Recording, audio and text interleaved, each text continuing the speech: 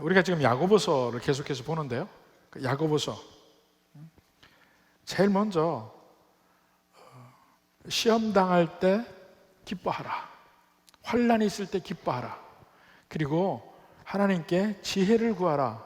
이 지혜가 뭐냐면 우리가 이 세상을 살아가면서 우리에게 꼭 필요한 삶의 관점, 삶의 방법, 그 관점에서 나오는 방법, 이런 것들을 지혜라고 그랬습니다. 근데 그 지혜는 대개 세상에서 이야기하는 지혜, 세상에서 이야기하는 삶의 방법과는 반대인 경우가 많습니다. 그래서 그 반대의 면을 성경에서 제대로 가르치기 위해서 종종 쓰는 기법이 뭐냐면 소위 패러독스를 이야기합니다. 패러독스가 뭐예요? 일견 보기에는 서로 맞지 않는 것 같은데 오히려 그 맞지 않는 것 때문에 시선을 끌고 관심을 끌어서 거기에서 진정한 진리를 이해하게 만드는 그런 기법이, 표현의 기법이 패러독스잖아요. 성경에 그런 게 많이 나옵니다. 우리도 많이 쓰죠. 지는 것이 이기는 것이다. 지면 지지, 뭘 이겨? 지는 것이 이기는 거예요? 지면 진 거지. 근데 지는 것이 이기는 거래. 종이 된 자가 참된 자유자다. 원수를 사랑하라. 죽어야 산다. 이 성경적 진리예요. 그런데 패러독스라 말해요. 이 성경의 진리를 말하는 강력한 도구이기도 합니다. 근데 오늘 야고보서에서 바로 이 기법을 사용을 합니다. 자, 두 종류의 사람을 이야기합니다. 낮은 형제, 또 10절에 보니까 부한 자. 그러니까 여기 보니까 부자와 가난한 사람을 비교하고 있는데 가난한 사람은 또 사회적으로 낮다고 표현하고 있고 부자를 사회적으로 높다고 표현을 한 겁니다. 그러니까 낮은 형제, 부한 자 이렇게 이야기를 하고 서로 대비를 시켜놓고 있어요. 자, 그런데 여기서 패러독스로 말하는 내용이 뭡니까? 9절에 보니까 낮은 형제는 자기의 높임을 자랑하라. 낮은 자가 높다는 거예요. 높음을 자랑하라. 누가 자랑하냐면 낮은 형제. 형제라고 하면 자, 성경에서 특히 이 신약의 서신서에서 형제라고 하면 다 믿는 백성들을 형제라고 했습니다. 그러니까 믿는 백성들이에요. 근데 믿는 백성인데 낮은 형제래. 낮은 형제. 10절에 그 반대되는 말이 부한 자가 나오니까 이 낮은 형제는 가난할 겁니다. 근데 그 사람들은 자기의 높음을 자랑하라 이야기해요. 그가 자랑할 것이 무엇이 있습니까? 세상적으로 이야기하면 자랑할 게 없죠. 가진 게 없는데. 요즘 같은 세상에 이 돈이 없으면 행세도 못해. 경조비도 제대로 내야 될 거 아니에요. 근데 가난하면 그 부담이 된다고요. 아무래도 다른 사람보다 적게 낼 수밖에 없어요. 돈이 있어서 좀 당당하게 좀 내고 싶은데 그렇지 못해요. 근데 높음을 자랑하라. 오히려 그 가난한 그 상태가 성경적으로 보면 영적으로 복이 있는 상태라는 거예요. 왜냐하면 자, 먼저 예수님이 이 땅에 오실 때 누구를 위해 오셨느냐? 먼저 가난한 사람을 위해 오셨다고 그랬어요. 모든 사람을 위해 오셨는데 그 예수님의 복음에 제일 먼저 관심을 갖고 듣고 변화되는 사람이 주로 가난한 사람이라는 거예요. 먼저 예수님이 처음으로 복음을 증거할 때 이사야에서 인용한 말씀도 그렇습니다. 누가복음 4장 18절 봅시다. 주의 성령이 내게 임하셨으니 이는 가난한 자에게 복음을 전하게 하시려고 내게 기름을 부으시고, 기름을 부었다는 얘기는 곧 메시아란 말입니다. 기름 부음 받은 자. 예수님이 메시아임을 선포하는데 어떤 메시아냐? 가난한 자에게 기쁜 소식을 전하게 하려고 날 보내셨어요. 기름 부어서. 메시아의 역할이 뭐냐면 가난한 자에게 기쁜 소식을 전해줘. 또 누가복음 6장 20절에도 마찬가지입니다. 예수께서 눈을 들어 제자들을 보시고 이르시되 너희 가난한 자는 복이 있나니. 이게 이제 마태복음에서 산상보훈, 또 누가복음에서는 평지보훈이라고 하는데, 제일 먼저 예수님이 복음을 전파할 때 하신 말씀 중에 가난한 자는 복이 있나니, 이게 처음 시작이에요. 물론 마태복음에서는 심령이 가난한 자는 복이 있나니라고 시작을 합니다. 근데 둘이 그렇게 멀리 떨어진 게 아니에요. 누가 심령이 가난하냐? 세상적으로 가난한 자가 심령도 가난해. 낮아져 있어 이미. 그런데 그 낮은 형제들에게, 낮은 자들에게 높음을 자랑하라 이야기합니다. 왜 높음을 자랑할 수 있습니까? 메시아가 그들을 위해서 먼저 왔다 입니다. 가난한 사람을 위해서 먼저 오시고 그들에게 복을 주시고 하는데, 그 복의 내용이 뭐냐면 제일 먼저 하나님의 상속자. 로마서 8장 17절 봅시다. 자녀이면 또한 상속자, 곧 하나님의 상속자의 그리스도와 함께한 상속자니. 예수님은 성자 하나님입니다. 성부 하나님의 아들로 표현되어 있어요. 그런 면에서 아버지와 아들의 관계는 법적으로 상속자의 개념이에요. 그런데 우리가 예수 믿는 사람들이 하나님의 상속자, 자녀이면서 상속자, 곧 예수님과 함께 상속자예요. 그런 높은 위치에 있다는 거예요, 예수님 믿는 사람들이.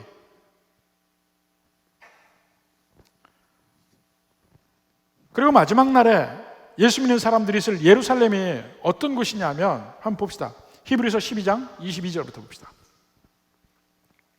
그러나 너희가 이룬 곳은 시온산과 살아계신 하나님의 도성인 하늘의 예루살렘. 근데 그 하늘의 예루살렘이 누가 있냐면 천만 천사와 하늘에 기록된 장자들의 모임. 장자가 뭡니까? 출애굽 때 보면 애굽의 파라오가 모세가 가서 하나님의 백성을 내보내달라 하는데 안 보내요. 그래서 10가지 재앙을 내리는데, 마지막 재앙이 뭡니까? 6월절 날 이스라엘의 모든 처음 난 것을 다 죽이는 날이에요. 위로부터는 첫 번째 왕자부터 짐승의 첫 번째 새끼까지 처음 난 건 다 죽습니다. 근데 그날 이후 살게 된 이스라엘도 그 처음 난 거는 하나님께 드려진 바 되었어요. 그러니까 이스라엘의 장자들 전부 하나님께 드려진 바 됐습니다. 근데 나중에 그걸 어떻게 계산하냐면 12지파 중에 레위 지파를 따로 하나님께서 세우셔서 그들을 장자로 삼으셔요. 그러니까 레위 지파 한 사람, 이스라엘의 모든 장자 숫자를 세서 다 맞춥니다. 모자라는 거는 제사를 더 드려서 숫자를 다 맞춰요. 그러니까 영적으로 이스라엘의 장자는 레위 지파야. 그 장자들이 그런 특별한 위치예요. 하늘에 기록된 장자들의 모임, 하나님이 특별히 택한 사람들의 모임, 교회, 하나님, 의인의 영, 다 거기에 모이는데 나도 거기에 참여하는 복이 있어요. 거기 같이 들어가요. 요즘 얘기로 하면은 인싸야, 인싸. 인싸 모르는 사람은 그냥 넘어가도 됩니다. 또한 예수 믿는 사람들은 어떤 사람이냐? 왕 같은 제사장. 왕 같은 제사장. 베드로전서 2장 9절에 봅시다. 그러나 너희는 택하신 족속이요 왕 같은 제사장들이요 거룩한 나라요 그의 소유가 됐다. 왕 같은 제사장. 이 구약 성경에 왕도 있고 제사장도 있고 선지자도 있는데, 구약성경 제일 마지막에 가면 왕과 제사장이 합해집니다. 스가랴서 보면 여호수아 제사장이 왕관을 써요. 왕과 제사장이 합해져. 이게 왕 같은 제사장이에요. 왕이면서 제사장. 예수 믿는 사람들이 그러한 높은 위치에 있는 사람들이라는 거예요. 예수님의 복음으로 우리가 예수님 믿고 나서 변화된 신분이 그거예요. 영혼을 볼 때, 영혼을 보는 사람이 지혜로운 사람이라고 했죠. 영혼을 볼 때 우리는 잠깐의 이 세상의 삶이 끝난 이후부터는 하나님의 상속자요, 왕같은 제사장이요, 예루살렘에서 모든 천사들과 모든 장자들의 모임에 우리가 함께 있다는 거예요. 이렇게 귀한 존재라는 겁니다. 그것을 자랑하라 이거예요.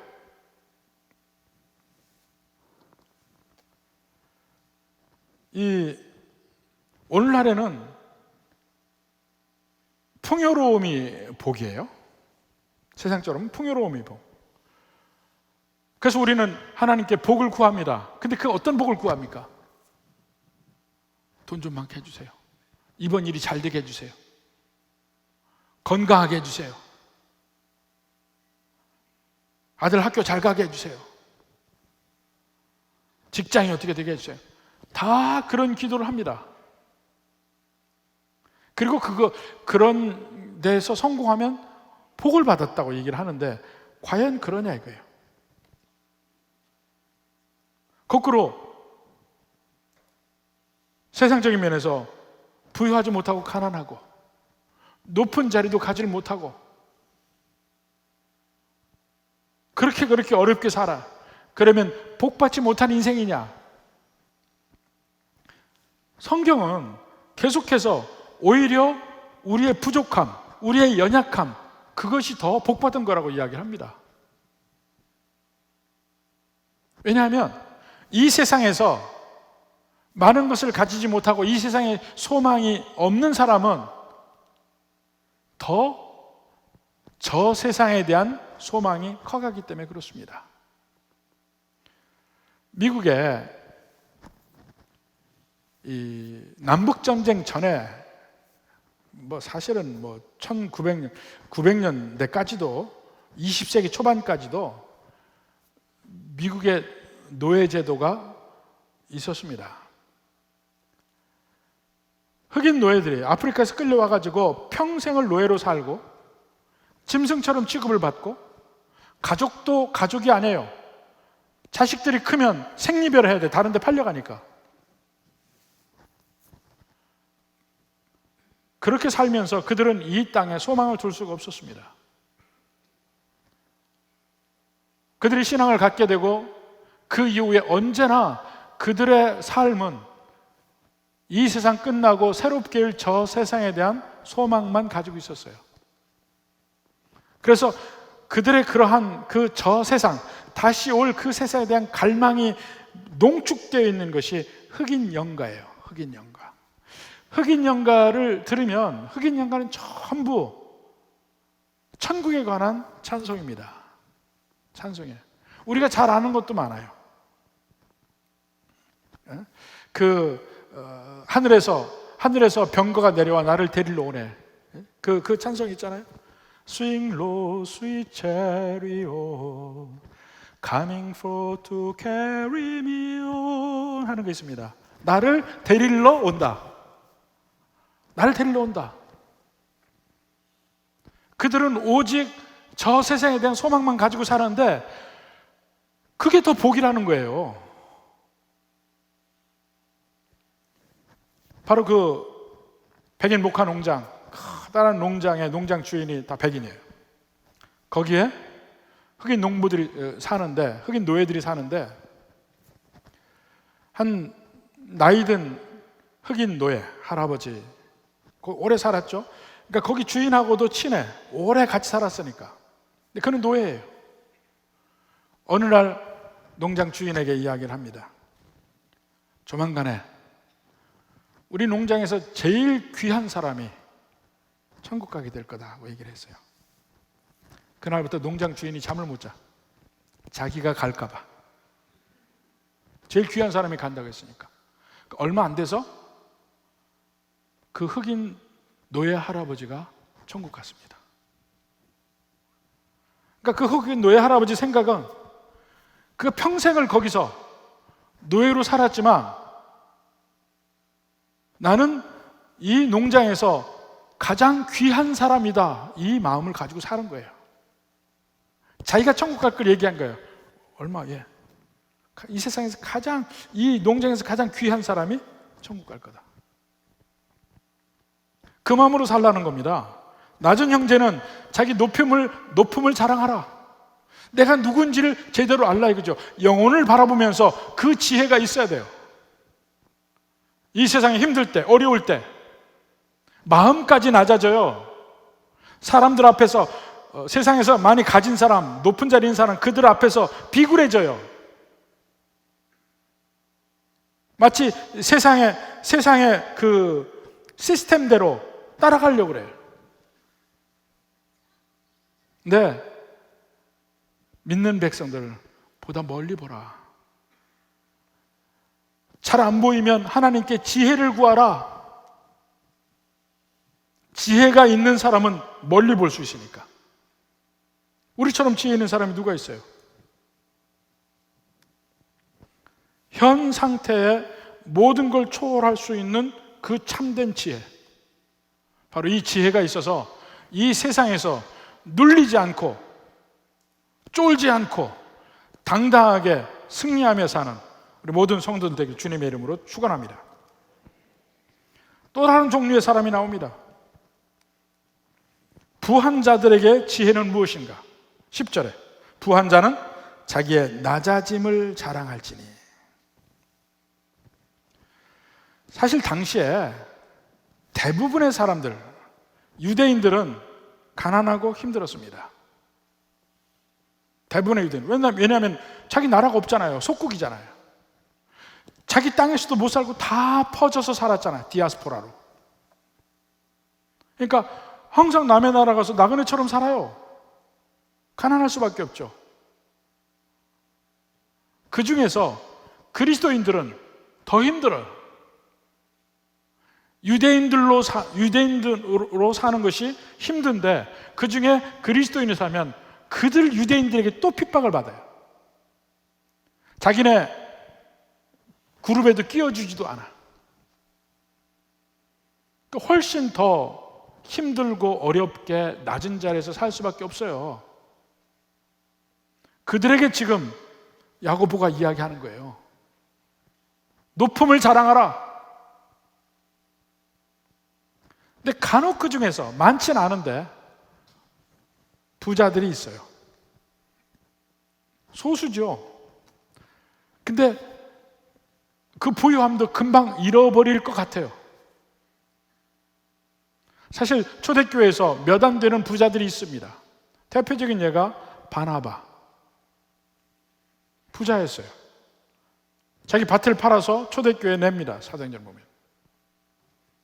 그의 친척이 마가잖아요. 조카. 그 마가네 집도 부유해요. 예루살렘 안에 큰 집이 있었습니다. 그러니까 그 다락방에서 120명이 같이 기도할 수 있는 그 넓은 집이 있었던 거예요. 부자예요. 근데 점점 바나바는 자기의 것을 하나님께 내므로 말미암아 점점 그 재산이 없어지는 것 봅니다. 기쁘게 그 일을 했죠. 근데 부자들은 그 당시도 소수, 그 이후에도 교회마다 보면 소수였었습니다. 물론 중세에 제후들 또 그 로만 캐톨릭 전부 다 돈이 많고 이렇게 됐었지만은 기본적으로 기독교는 제일 먼저 낮은 자리에 있는 사람들에게 먼저 전파됐어요. 예수님 당시에도 그 당시에 제사장이나 바리새인들이 믿은 게 아니고 어부가 믿었고 목수가 믿었고 세리가 죄인들이 먼저 믿었습니다. 오늘날의 교회도 그 낮은 자리에 있는 사람들이 모이는 데가 성장해요. 이상하게 거기서부터 성장해 나가. 오히려 세상적 의미의 부유한 것, 가진 게 많은 것은 오히려 신앙생활에 해가 될 가능성이 많다는 겁니다. 그런 면에서 오히려 부자들은, 물질적으로는 부자, 다른 모든 면에서도 강한 자들은, 세상적으로 강한 자들은 오히려 하나님의 복을 덜 받은 사람이라고 이야기할 수 있어요. 어떻게 덜 받았느냐? 여러분, 예수님 앞에 나타난 부자 청년 기억하십니까? 한번 봅시다. 마가복음 10장 17절. 예수께서 길에 나가실 때 한 사람이 달려와서 꿇어 앉아 묻자오되 선한 선생님이여 내가 무엇을 하여야 영생을 얻으리이까? 뒤에 보면 젊은 청년이라고 나와요. 모세율법에 뭐라고 되어 있느냐? 네, 그거 다 지켰습니다. 내게 한 가지 부족한 것이 있으니 내 가진 모든 것을 팔아 가난한 자에게 나눠주고 너는 나를 따르라. 예수님이 그래 하십니다. 그러니까 그 청년의 반응이 뭡니까? 22절 봐요. 그 사람은 재물이 많은 고로 이 말씀으로 인하여 슬픈 기색을 띠고 근심하며 가니라. 재물이 많아서 근심하고 갔대요. 재물이 많은데 왜 근심했을까요? 목회를 하다 보면 참 재밌습니다. 우리 다 같이 11조를 하잖아요. 11조를 합니다. 근데 처음에 잘 배워야 11조가 습관이 들어요. 처음에 예수님 믿고 바로 11조를 배워야 평생 11조를 할 수 있어요. 예수님 믿고 오랫동안 안 하다가 다시 11조 하려면 정말 중간에 힘듭니다. 그래서 저는 처음에 목회할 때부터 예수님 믿고 확실하게 예수님 믿고 변화되었다고 생각하면 가서 11조 하라고 제가 권면을 했어요. 요즘은 안 해요. 너무 걱정하지 마세요. 또 여러분 집에 가려고 안 합니다. 권면을 했어요. 그런데 감사하게도 거의 대부분의 사람들이 결국은 순종을 하고, 결국은 중간에 천국과 지옥을 갔다 오는 사람들이 많으니까 결국은 순종을 하고 11조를 제대로 하고 더 은혜로운 생활을 하는 것을 많이 봅니다. 근데 보면 누구에게나 공평해요. 누구에게나 10%예요. 10분의 1이에요. 근데 그게 액수가 많아지면 힘들어져요. 정말 이상해. 액수가 많아지면 힘들어져. 어차피 10%인데 그 10%가 그 10%가 아니더라고요. 그 10의 1이 100원이면 의외로 쉽게 내요. 근데 그 10%가 100만 원이면 손이 떨리기 시작해. 못 내. 그리고 어떤 때는 항상 그냥 내 한 달 수입에서 11조를 내고 하는 건 그대로 하다가 어떤 때 큰 돈이 생길 때가 있어요. 큰 돈이 생길 때가. 집을 팔았는데 엄청 남았다거나, 사업이 갑자기 잘 됐다거나, 갑자기 무슨 뭘 탔다거나, 하여튼 큰 돈이 벌어져. 근데 그것도 액수에 따라 다르더라고. 액수가 크면 클수록 못 내. 어느 분은 한번 그랬습니다. 정말 한 해에 막 예수님 잘 믿고 너무 잘 되는 거예요. 막 자랑을 합디다. 어떻게 벌었고, 제가 들은 말미에 그랬죠. 11조 하세요. 그러니까 갑자기 깜짝 놀래요. 그러더니 좀 생각하더니 내겠다고 그러더라고. 근데 결국 안 냈어요. 근데 그런 때 안 내면 이상하게 그 다음에 신앙이 확 떨어져요. 시험도 들기도 하고 오히려 반발심도 생기고 꼭 그래요 보니까. 그러니까 그런 시험에서는 합격하는 게 훨씬 여러분에게 복이 됩니다. 근데 이상하게 같은 10분의 1 아니에요. 근데 많을수록 힘들어져요. 우리 신앙생활에서도 돈이 없을 때보다 돈이 많을 때 더 하나님 앞에 순종하고 하기가 힘들어져요. 그러니까 그런 면에서 보면 부자인 것이 복이 아닌 거야. 이 영적인 면에서 보면. 여기 부자 청년처럼. 왜냐하면요, 이유가 있습니다. 우리가 예수님 믿는다는 의미가 뭡니까? 예수님 믿는다. 예수님 믿는다는 개념은 나는 아무것도 가진 것도 없고 아무런 능력도 없고 나는 그냥 더러운 죄인이다. 이것을 먼저 인정하고, 그래서 100% 전적으로 나의 모든 것을 예수님께 의지하는 것이 믿는 거예요. 예수님께 의지하는 거야. 그러니까 어차피 이 세상에서 내가 별 볼 일 없으면 의지하기 쉬워요. 근데 세상에서 내가 독립할 근거가 많으면 많을수록, 세상적으로 내가 강할수록, 그것이 이제 돈으로 대표가 되지만 돈 말고도 여러 가지가 있습니다. 권세도 있을 수 있고 명예도 있을 수 있고, 연예인들이야말로 인기로 살잖아요. 인기가 권력이에요. 그들에게는. 뭐 유튜버들에게는 팔로워가 몇 명이냐, 그게 권력이에요. 그게 많은 사람들은 전적으로 예수님께 의지하는 것이 잘 안 됩니다.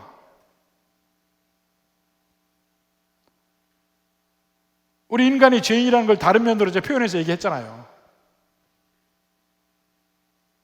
어떻게든 나는 누구에게 의지해서 살지 않고 싶어요. 내가 좀 독립 좀 하고 싶어요. 돈이 있으면 마음이 편해져. 독립이 되니까. 무슨 일이 있어도 돈으로 해결할 수 있으니까. 권력이 있어도 마음이 편해져. 그걸 어떻게 해보면 되니까. 독립하게 되면 할수록 내 마음이 편안해지고 기뻐져요. 그게 복이냐? 아니에요. 그게 곧 내가 죄인이라는 걸 증명할 뿐이에요. 이상하게 우리 마음은 하나님을 의지하지 않아도 되는 환경이 되면 굉장히 마음이 편해져요. 그게 죄인이라는 증거예요.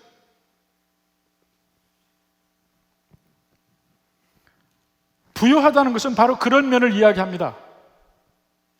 하나님을 의지하지 않아도 되는 상태가 계속 만들어질 때 내 마음에 전적으로 주님을 의지하는 그 믿음이 약해져요. 그러니까 그게 복이 아니라는 거예요. 성경에서 계속해서 그 얘기를 합니다. 자, 마태복음 13장 22절 봅시다. 씨 뿌리는 자의 비유에서 씨가 네 종류의 땅에 떨어졌습니다. 그 중에 한 종류가 뭐냐면 가시떨기가 많은 땅. 그 말은 뭐냐면 세상의 염려와 재물의 유혹에 말씀이 막혀 결실하지 못해. 재물의 유혹. 물론 돈이 없는 사람도 재물의 유혹이 있지만 그 재물이 사람을 가두는 것은 언제냐? 특히 재물이 많이 쌓아졌을 때 그 사람의 마음을 재물이 가둡니다. 부가 많아질수록 이런 유혹도 커져요. 오히려 부유함이 나를 영적으로 가난하게 만들어요. 요한계시록 3장 17절 봅시다. 내가 말하기를 나는 부자라 부유하여 부족한 것이 없다. 보통 일반적으로 부자일 때 마음에 이런 생각을 해요. 나 부족함이 없어. 실제로 전도해 보면요, 세상에서 부족한 것이 없는 사람 전도하는 것이 정말 힘들어요. 그들은 마음을 열지 않아. 나 괜찮은데 왜 자꾸 찝쩍거리냐, 건들지 마라. 근데 뭐라 합니까? 그들에게 내 곤고한 것과 가련한 것과 가난한 것과 눈먼 것과 벌거벗은 것을 알지 못하는도다. 세상적 의미의 부자들은 실제로 그 마음이 가난한 것, 마음이 벌거벗은 것, 마음에 눈이 먼 것, 이걸 모른다는 거예요. 안 보여요.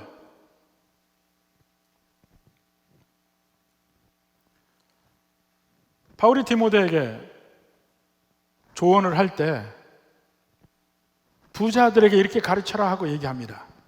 디모데전서 6장 17절. 내가 이 세대에서 부한 자들을 명하여 마음을 높이지 말고. 왜냐하면 이 세상에서 부하면 마음이 저절로 높아져요. 정함이 없는 재물에 소망을 두지 말라. 정함이 없는 재물은요 떠다녀요. 마음대로 지 마음대로 떠다녀요. 그래서 내 것이다 하면 어느덧 내 것이 아니에요. 그 특징 때문에 재물이 있으면 좀 더 평안을 얻을 것 같아. 그래서 재물을 열심히 잡으려고 그래.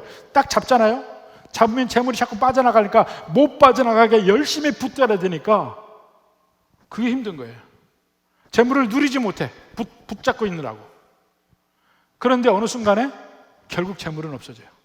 그 순간 되고 나면 허망하고 내가 재물을 붙들고만 있었지 누리지 못했다는 사실을 나중에 깨닫게 되는 거예요. 재물뿐만 아니에요. 모든 게 마찬가지야. 이 세상의 권력 잡으려고 막 노력해. 딱 잡았어요. 잡으면 이게 또 빠져나가려고 그래. 이게 정함이 없는 권력이야. 이것도 열심히 잡기 위해서 막 살아요. 그 권력을 제대로 누리지도 못하고, 그리고 어느 순간에 권력을 딱 놓게 되는 순간이 오게 됩니다. 그때 되면 허망해. 저걸 잡으면 내가 행복하겠다 그랬는데 잡고 나서는 안 놓치려고 노력하다 보니까 누리지 못하고, 결국 놓치고 나서 보니까 허망하고. 세상의 것이 다 그렇다는 거예요. 집도요. 항상 꿈이 있잖아요. 멋진 집을 짓고 살고 싶다. 멋진 집. 정말 좋은 집. 근데 집이 좋으면 좋을수록 실제 그 안에서 사는 시간은 아주 짧아요. 대표적인 예를 하나 보여드릴까요? 세상의 집 중에서 아마 제일 좋은 집, 미리 보여주고 그랬네. 얘기하고 보여드렸는데 저게 뭡니까? 독일의 남쪽에 알프스 입구에 보면 피센이라는 곳이 있는데 거기에 있는 백조의 성입니다. 백조의 성. 슐로스 노이슈반스타인. 노이슈반스타인은 새로운 돌로 만든 백조라는 뜻이에요. 새로운 돌로 만든 백조. 이 성에서 영감을 받아서 디즈니 성을 만들어요. 이 백조의 성, 노이슈반스타인. 세상의 성 중에 가장 아름다운 성으로 꼽혔습니다. 이 성을 그 당시 이 성을 지을 땐 독일이 여러 나라로 갈라져 있는데 이 지방이 바바리아 지방이에요. 그 바바리아 공국의 루드비히 2세가 젊어서부터 20대부터 이 성을 짓습니다. 그래서 16년 만에 이 기존의 성을 헐고 거기다 졌는데 16년 만에 입주를 해요. 정말 이 아름다운 성을 지어놓고 돌려보세요. 하나 16년 만에 입주를 합니다. 그리고 거기서 2년 살고 죽어요. 2년 살고 죽었어요. 그 죽음도 아주 비참하게 죽어요. 사실 암살당했다고 보통 생각을 해요. 물속에 빠뜨려 죽었으니까. 이 성이 지금 오늘날로 이야기하면 한 7천억 들었다고 그래요. 7천억. 또 하나 오랫동안 짓는 그 건축물이 스페인의 바르셀로나 가면은 성가족교회 사그라다 파밀리아라는 이 안토니오 가우디가 설계해서 짓는 가장 유명한 성당이 있죠. 거기가 지금 100년이 넘게 걸렸습니다. 140년 정도 지금 건축하고 있는데, 가우디가 건축을 1883년에 감독이 되고 한 40년 짓다가 1926년에 교통사고로 죽어요. 그 이후로 거의 100년이 됐습니다. 짓고 있어요. 근데 엄청난 건물인데 그 140년 동안 짓는데 아마 1926년경에 완공을 할 거라고 그래요. 근데 그게 전체가 든 비용이 한 5천억 들었다. 근데 아까 그 백조의 성은 7천억. 그래서 그 성을 짓다가 나라도 완전히 거의 망하기 직전 됐고, 왕도 재정이 완전히 바닥나고, 도저히 저 황제가 그냥 있다가 큰일 났다 싶으니까 누가 죽인 거야. 그럴 정도입니다. 얼마나 허망해요. 이 세상에서 여러분이 이루고자 해서 막 이루는 거 대부분은 못 이루고, 이뤘다 싶으면 금방 놔야 돼요. 세상이 다 그렇다는 거예요. 이 세상의 부유함이 다 마찬가지입니다. 신약성경 전체에 보면 부유함이 오히려 우리에게 해가 되지 이게 우리에게 좋은 게 거의 없다는 거예요. 오히려 부유함 때문에 우리는 교만해져요. 근데 여기서는 뭐라 합니까? 부한 자는 너희 자기의 낮아짐을 자랑하라. 낮아짐을 자랑하라. 그러니까 이거 아무것도 아니야.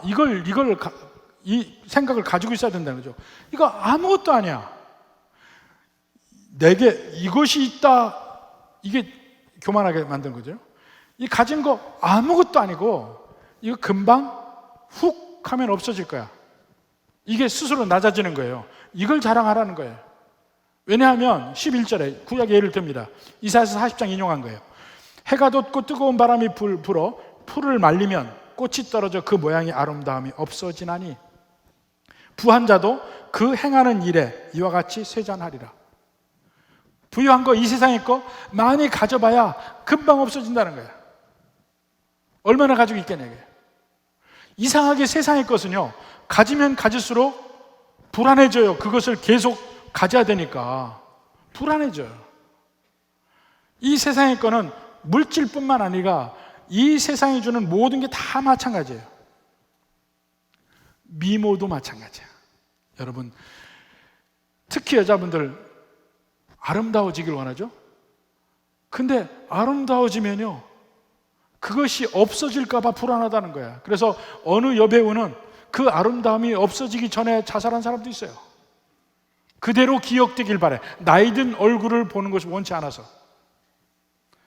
그리고 이 젊음을 유지하기 위해서 얼마나 노력을 합니까? 째고 땡기고 뭐 이래가면서.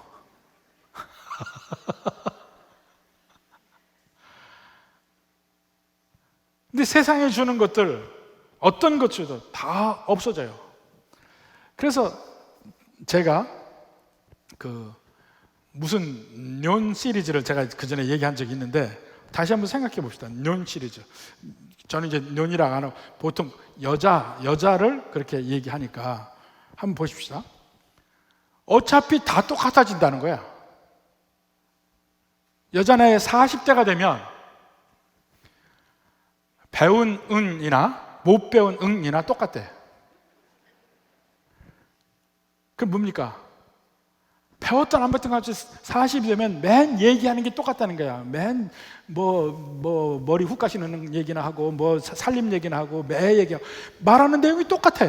배운 응이나 못 배운 응이나 어차피 같아진다는 거야. 배움이 뭐 그렇게 대단하다는 거야. 여자 나이 50이 되면 이쁜 응이나 안 이쁜 응이나 똑같대. 어차피 자글자글해지는 건 다 똑같으니까. 뭐 그렇게 얘기하는 게.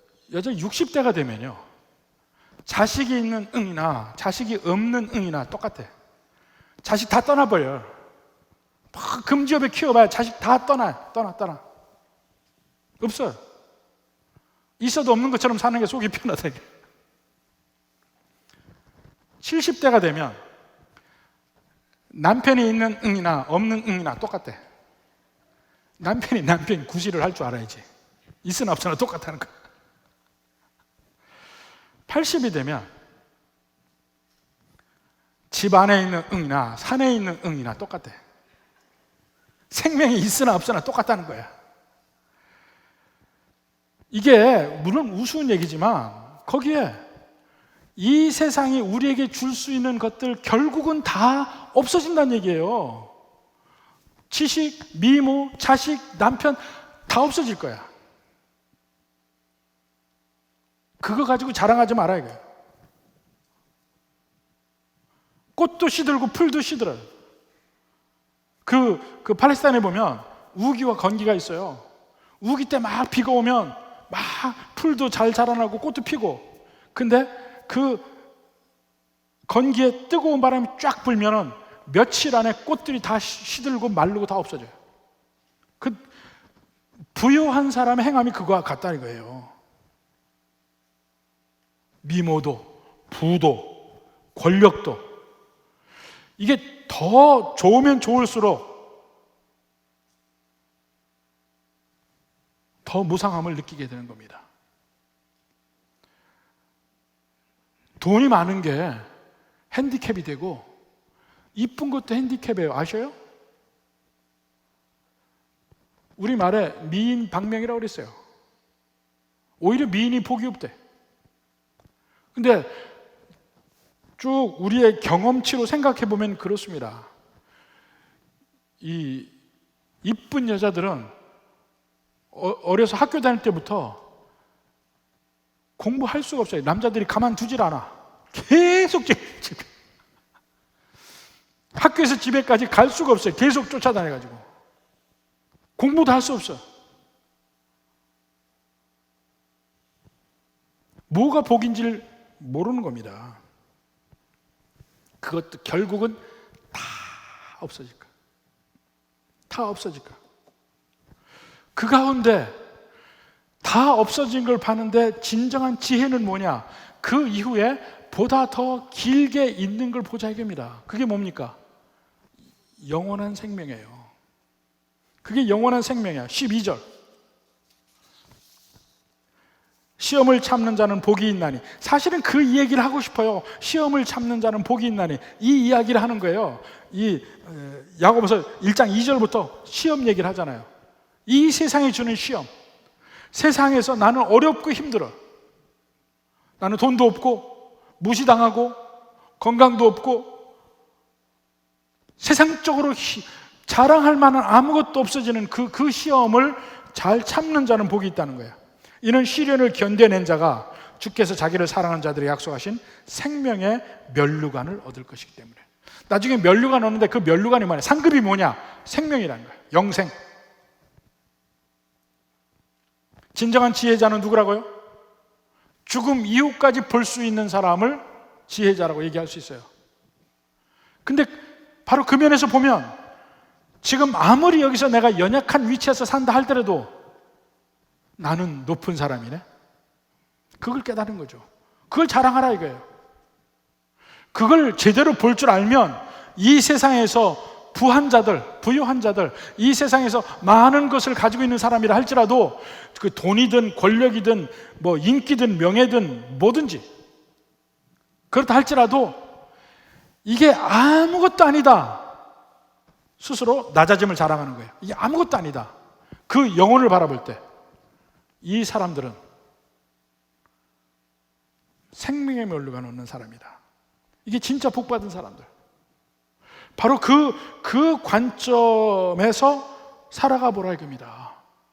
비록 지금의 환경이 남이 나를 알아주지 않더라도 오히려 다른 사람이 나를 무시하는 환경에 내가 산다 할지라도 나는 존귀한 자고 영원한 생명을 얻은 자고 바로 그 하나님이 주시는 자존감과 긍지 속에서 살라 이겁니다.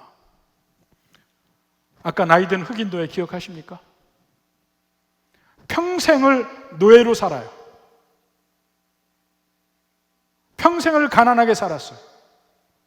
그럼에도 그는 나는 하나님 나라에 존귀한 하나님의 자녀다.